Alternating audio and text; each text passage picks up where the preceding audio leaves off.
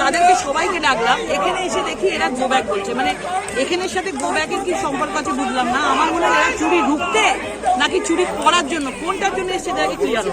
যত চিৎকার করবো আমি বলছি অল দ্য বেস্ট, গুড, তোমরা চিৎকার করো, তোমরা লাফালাফি যা করে নাও। 2024 20 মে 4 জুন হুগলি ভারতীয় জনতা পার্টি হচ্ছে, যা লাফালাফি করার করে নাও। কোনো ক্যামেরা নেই, কোনো ফোর্স নেই, কিচ্ছু নেই, ভীষণ ক্যাজুয়াল।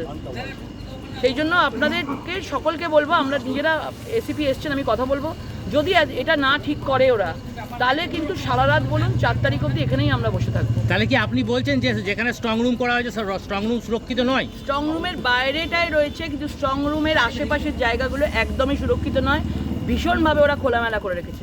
বারবার আসবো, প্রত্যেকটা পার্টিকে আমি মানে বলবো সবাই যেন এইখানে যতক্ষণ না সুরক্ষিত হচ্ছে আসে। ওরা কেন চাইবে না? ওরা চাইবে না সুরক্ষিত হতে? নিশ্চয়ই যাওয়া উচিত। কেউ কেউ চুরি করতেই পারে, তাহলে কেন তারা চাইছে? প্রত্যেকটা পার্টিকে ডেকেছি, 100 বার আসবো, যতক্ষণ না সুরক্ষিত হবে এইখানে পৌঁছে থাকবো, যতক্ষণ একটা পাঁচিলটাকে ঠিক করবে। উনি আশঙ্কা করলে তার জায়গা আছে সেটা জানানো।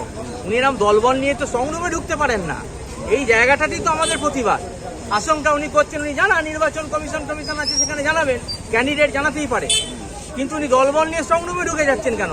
এইটারই আমরা প্রতিবাদ করছি। আইপ্যাকের লোকজন নাকি এসে রয়েছে অনেকদিন ধরে, এগুলো তো ওনার একটা মানে একদম ফালতু অভিযোগ। স্ট্রং রুমে আবার কোথা থেকে কি আসবে? নির্দিষ্ট রেজিস্টার মেনটেন হচ্ছে, কোন দলের কে প্রতিনিধি এখানে ওয়াচার হিসেবে আছে তার তো নির্দিষ্ট রেজিস্টার মেনটেন হচ্ছে। আজকে তো নির্বাচন নয়, উনি এখানে রাস্তা দিয়ে পাইচারি করছেন, এটা একটা মেন রোড, হাসপাতাল যাবার রাস্তা, উনি এখানটা জাম করে দলবল নিয়ে পাইচারি করছেন, এ মাথা থেকে ও মাথায় যাচ্ছেন। সামনেও তো একটা 134 থাকে। হ্যাঁ, এসব উনি কিছুই মানতে চাইছেন না, উনি কিছুই মানতে চাইছেন না।